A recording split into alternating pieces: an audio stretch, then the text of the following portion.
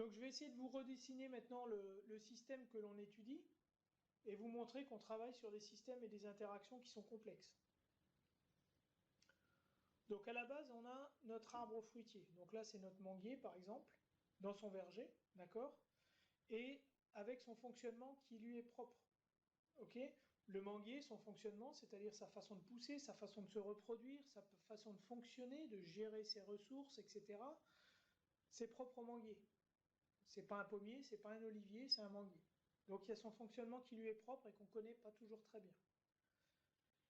À côté de ça, il y a un certain nombre de bioagresseurs et des auxiliaires. Et entre la culture, les bioagresseurs et les auxiliaires, il y a tout un tas de relations. Et donc le système un petit peu de base qu'on a par rapport à ça, c'est ça. C'est l'arbre, le manguier, en verger, avec ses bioagresseurs et ses auxiliaires autour. Donc ça, c'est notre système de base. Et ce système, il est sous l'influence de l'environnement, avec deux types d'influence environnementale.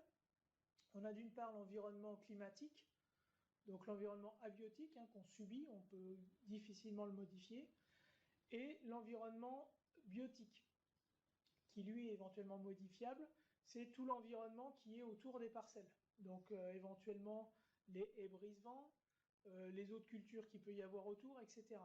Parce que ça interagit sur les bioagresseurs et sur les auxiliaires, et donc sur les relations qu'il peut y avoir au sein du système. Mais ce système-là, il est également dépendant des pratiques culturelles. Selon qu'on le fertilise, selon qu'on irrigue ou pas, etc., le manguier va fonctionner différemment, les bioagresseurs et les auxiliaires vont être là ou ne vont pas être là, etc. Donc, il est aussi sous l'influence de pratiques culturelles. Et ces pratiques culturelles, elles vont dépendre de quoi? Elles dépendent des stratégies du producteur. Le producteur, selon, par exemple, qui veut produire des fruits pour la transformation ou des fruits pour le frais, il ne va pas produire de la même façon. Donc, il ne va pas appliquer les mêmes pratiques culturelles. Enfin, ces stratégies du producteur, elles dépendent de la filière, du marché. Et voilà, donc vous voyez un petit peu jusqu'où on peut aller, jusqu'où ça va, les impacts qu'on peut avoir sur le verger et ce qui s'y passe. Et en sortie de notre système, là, de notre carré, de notre rectangle bleu, on a les sorties de la PFI. On a le rendement pour les aspects économiques, on a la qualité des fruits produits, on a les impacts environnementaux qui sont liés aux pratiques qui ont été appliquées, et on a le résultat économique brut, global, avec différents indicateurs économiques qu'on peut mettre derrière.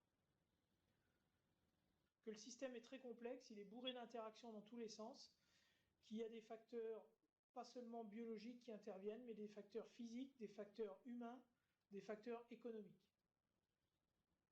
D'où la nécessaire pluridisciplinarité.